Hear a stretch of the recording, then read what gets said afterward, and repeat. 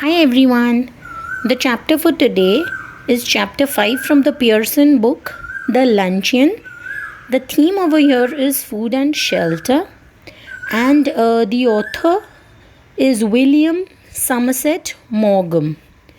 Now, if you look at the first page in the book, in the Pearson book I'm talking about, it begins with the connect activity, but they're talking about different flavors in the world, and they are saying that suppose if you were to try another cuisine, then have you tried a new cuisine? Cuisine means a whole range of cooking. Like if we talk about Indian food, we can say that it is Indian cuisine, okay, where we deal in with our basic curries and chapati and all that. Okay, so that will be like a cuisine. So what is your favorite cuisine? Have you tried something new recently? And suppose if you were to make a new recipe, okay, and you have to add to that cuisine, what will that be? What will you add? Some special flavors to it, maybe, or you will reduce something. What will be the name that you will give to that recipe? You have to write it down in that box given below, and that is on page 38. Once we are done with this activity, we will begin with the proper chapter, the story and all. So let us begin. The Luncheon. Now, if you see on page 39 is the chapter, the story. It begins with the word buddy. First of all, we have luncheon. Now, the word luncheon is a formal lunch. Okay. When you have lunch at home and, with our family and all, that's a lunch. But when you have it with some outsiders on a formal invitation and all, that's called a luncheon. Next word buddy is senators, a group of elected politicians. Next word is flattered. Now, flatter means what? When you praise someone but falsely, okay?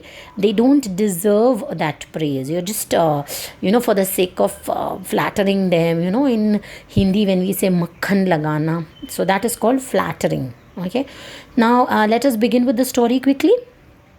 Now, over here, what is happening? If you see, there a person is talking over here. And the person who's talking is a narrator, is a writer. Okay. I saw her in the theater. I sat down beside her during the interval. It was long since I had last seen her, and if someone had mentioned her name, I hardly think I would have recognized her. She addressed me brightly. Well, it is many years since we first met. How time does fly.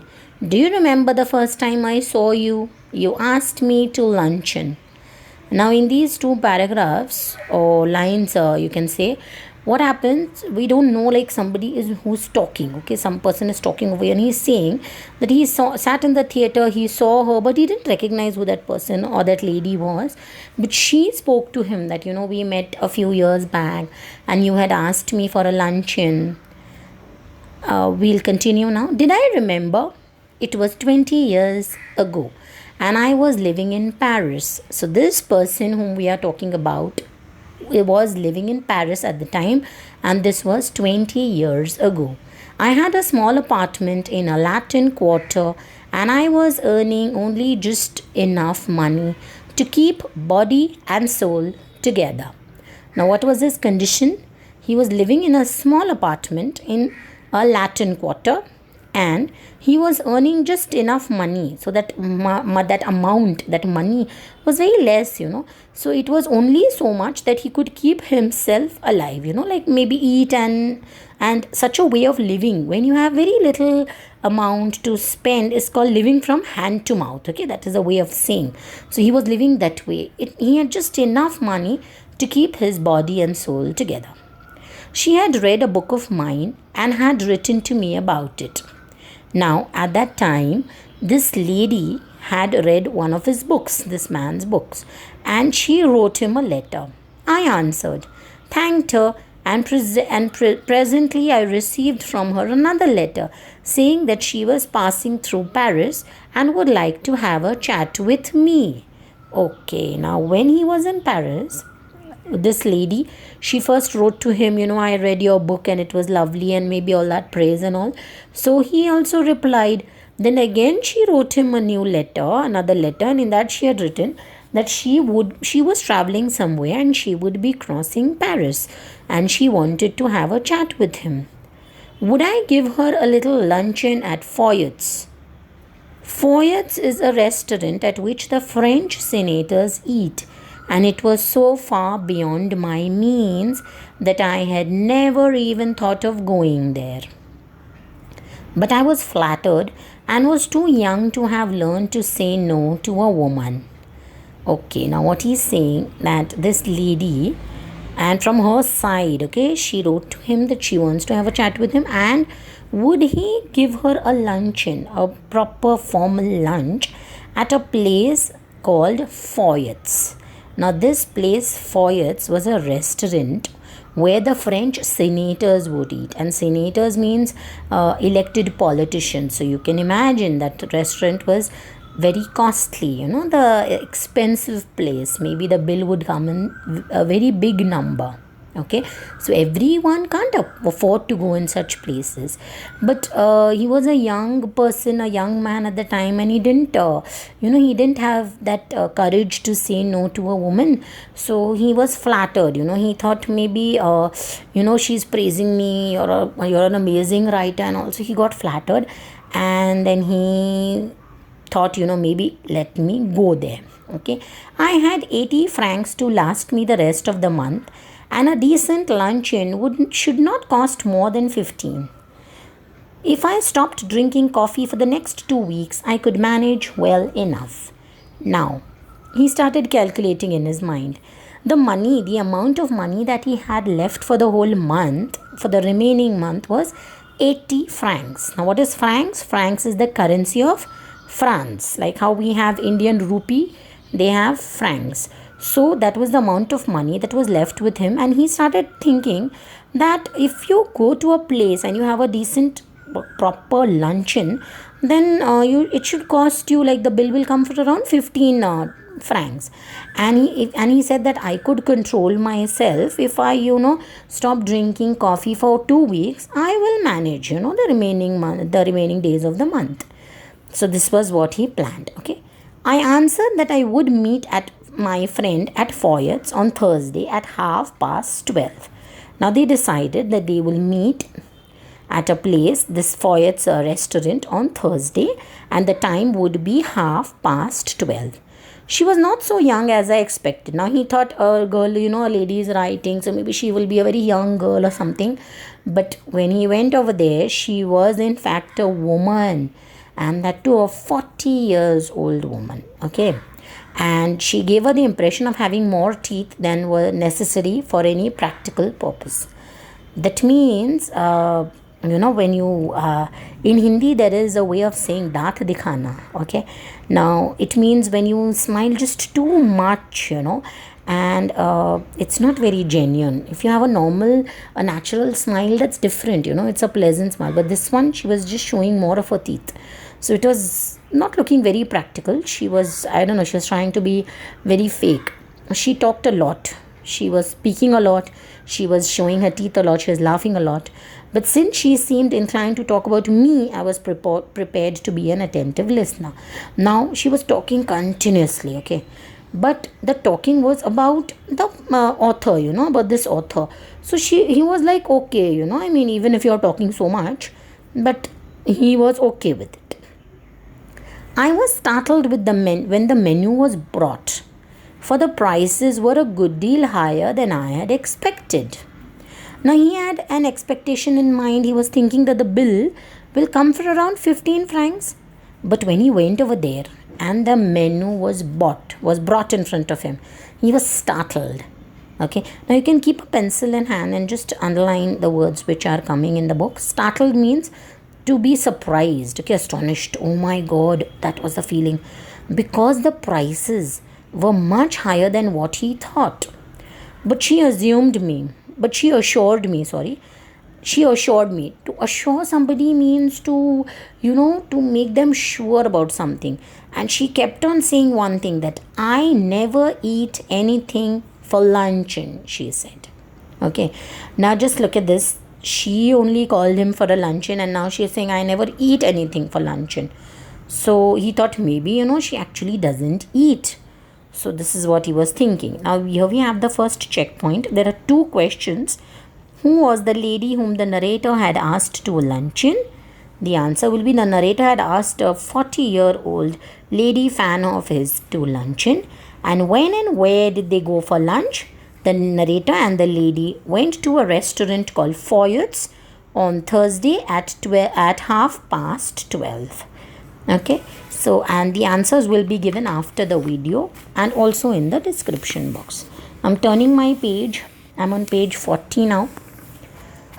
Oh, don't say that, I answered generously.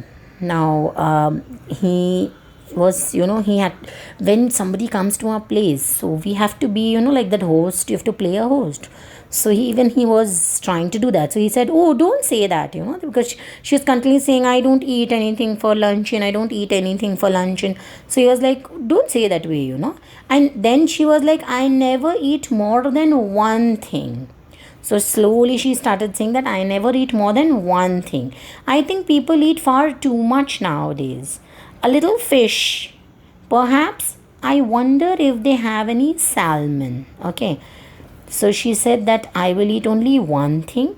And nowadays people just eat too much, And I think that a little fish, maybe a salmon, will be good.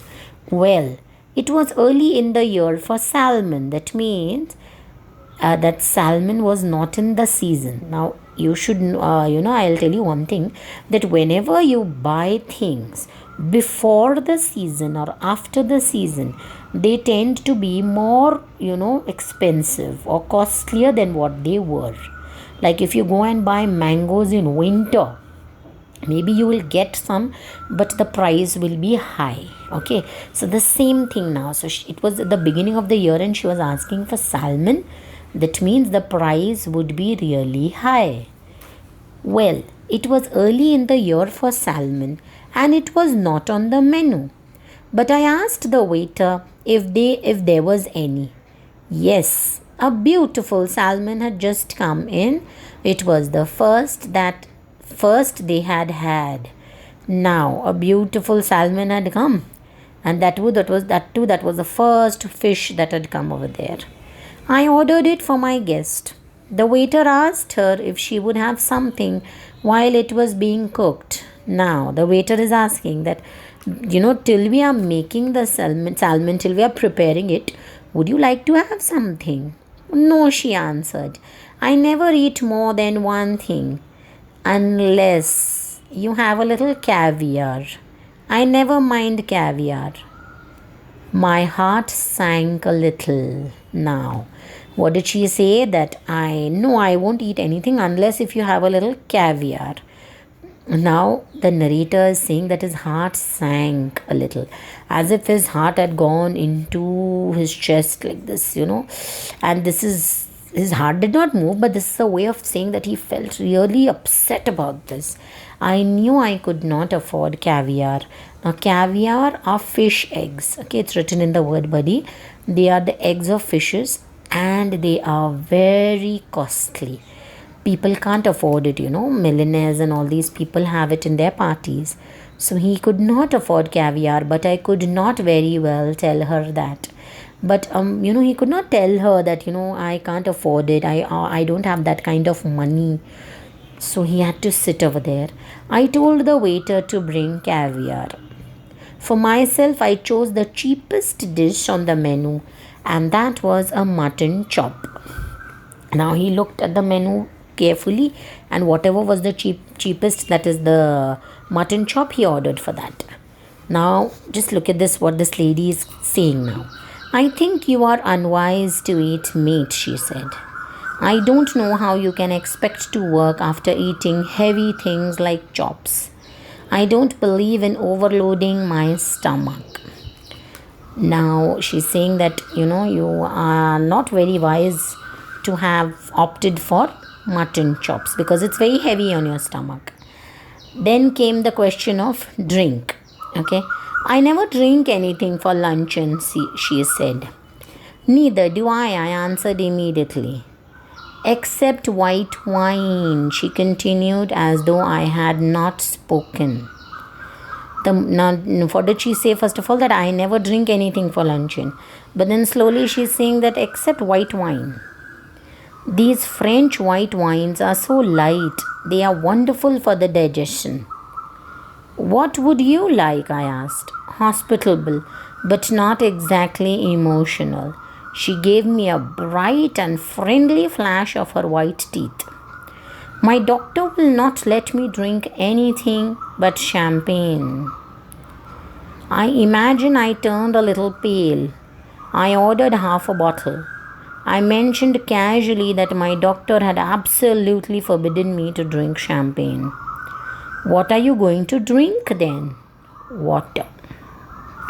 Now, what happened? First of all, the first thing that she ordered was salmon, out of season, very costly. Till salmon was prepared, she ordered for caviar, very costly again. Then came the turn of drinks. Then she's saying, no, I don't like to drink anything for luncheon and all, but then except white wine. Now white wine again was costly, but then she's saying, no, I don't want to drink it, and now my doctor has told me not to have white wine, but you can have champagne. Now again, champagne was a very costly drink. So the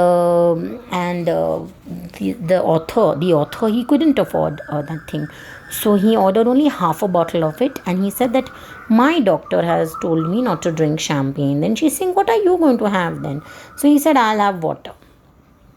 So she ate the caviar and then salmon.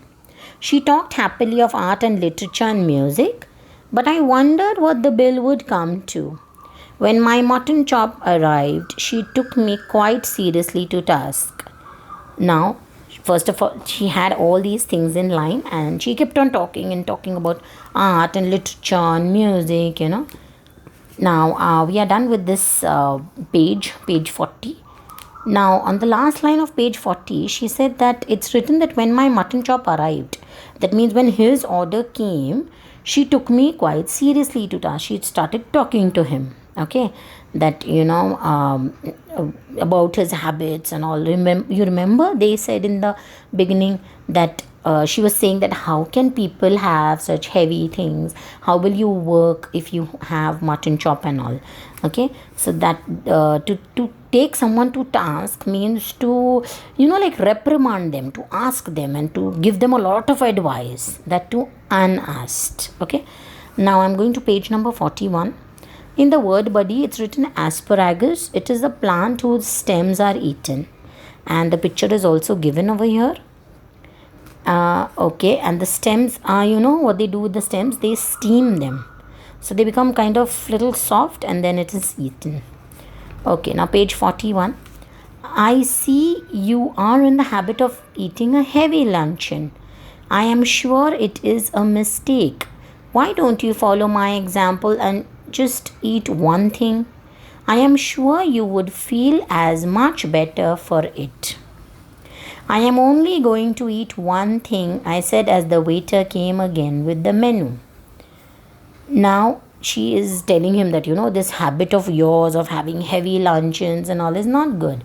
You should follow my example and have only one thing for luncheon.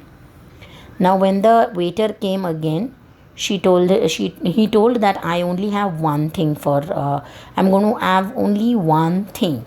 She waved him aside with an airy gesture. No, I never eat anything for luncheon, just a bite. I never want more than that. And I eat that more as an excuse for conversation than anything else. I couldn't possibly eat anything more unless they had some of those great asparagus.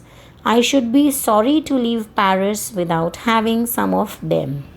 Now she's saying, she first of all waved at the waiter who was going with an airy gesture. Now what is an airy gesture? Someone who's acting very proud, and that style and swag and the way turning your head and all. So that was her way of calling him. She just waved at him. And then she's saying that no, I will not have anything more for luncheon. Just a bite here and there, little maybe. And that too, if possibly, if there is some good, great asparagus. And she's saying I would really be very sad and all, if I leave Paris without having that asparagus. Now it is famous that in Paris you have a very good quality asparagus. Now there is a checkpoint over here again, checkpoint number 3. Why did the woman think that the narrator was unwise to eat meat? Now what can you say? That the woman thought that the narrator was unwise to eat meat because it was very heavy and he had to go and work in the office. Okay, and it would overload his stomach. Now I'm turning the page. I'm on page 42 now.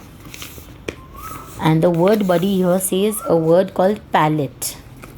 Now palate is the ability to taste and judge food.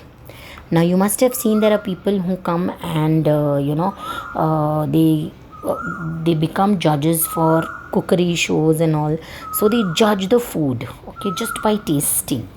So that is called the palate, that ability, that quality to eat food and judge it, that okay, salt is less or salt is more, or maybe the seasoning is less, or whatever it is. Okay, next is mortifying. Mortifying, embarrassing, where you feel very ashamed of something. Okay, so that is a mortifying, that is something which is mortifying. Now page 42, I'm beginning now from line 1. My heart sank. I had seen them in the shops and I knew that they were horribly expensive. Now his heart sank again. He was really not happy about the way she was ordering things. He had seen them, he had never eaten them, and he knew that they were horribly expensive. Madam wants to know if you had any of those great asparagus, I asked the waiter. I tried with all my might to will him to say no.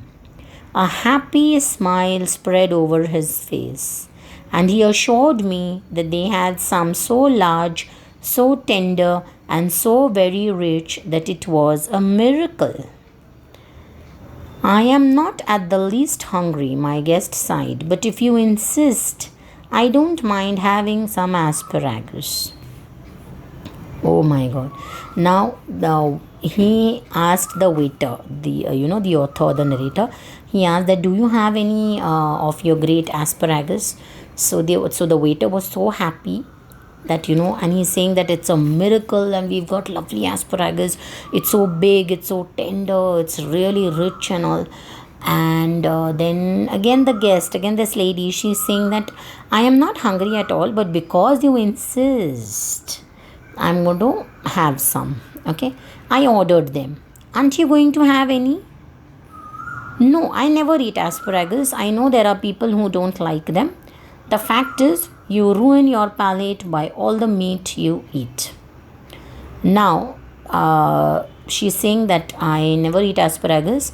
I know there are people who don't like them. Okay, the fact is that he's saying that if you eat, if you have meat and all, then your palate ruins. Then your, that taste, that feeling will go away. So I do not have asparagus. We waited for the asparagus to be cooked. Panic seized me. That means he was really very scared of the amount of that bill which was going to come. He never knew what would happen now. It was not a question now how much money I should have left over for the rest of the month, but whether I had enough to pay the bill. Now, in the beginning, he was worried that will I have money left for the whole month? But now there was a new tension. There was a stress that will he have that much amount of money left with him to pay the bill? And it would be mortifying to find myself 10 francs short and be obliged to borrow from my guest. Now he was thinking that if it happens that, the bill comes so big that there are 10 francs less, and if he has to borrow from his guest, then that will be mortifying. It will be embarrassing. It will be very bad, that it will be shameful that if I have to borrow money from the guest. I knew exactly how much I had, and if the bill came to more, I made a decision that I would put my hand in my pocket and with a dramatic cry start up and say it had been stolen.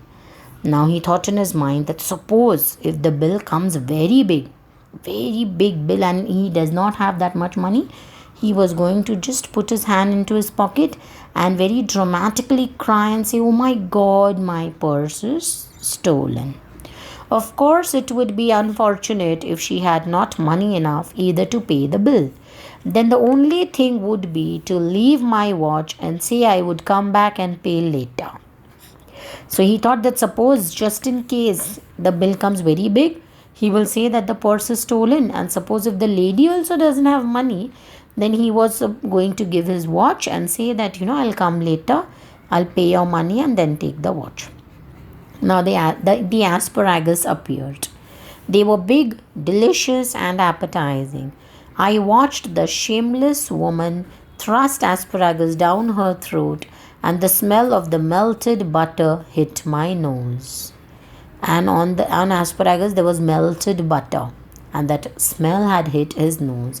So, and she didn't even ask him that, would you like to have, or please have something from this. Shamelessly she was eating away alone. At last she finished. "And coffee," I said. "Do you want coffee?" "Yes, just an ice cream and coffee," she answered. I was past caring now, so I ordered coffee for myself and an ice cream and coffee for her.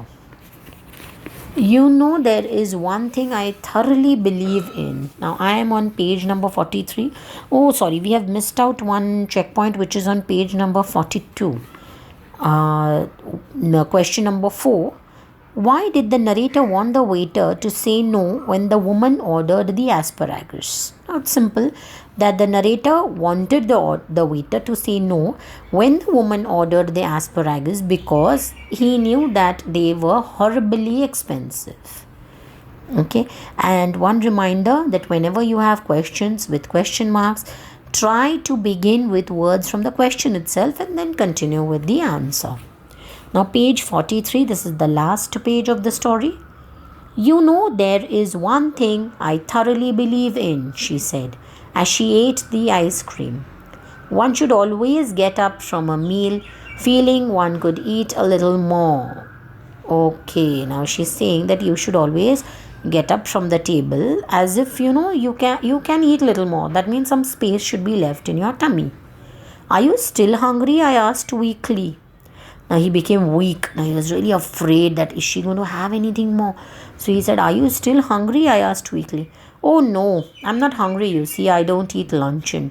I have a cup of coffee in the morning and then dinner, but I never eat more than one thing for luncheon.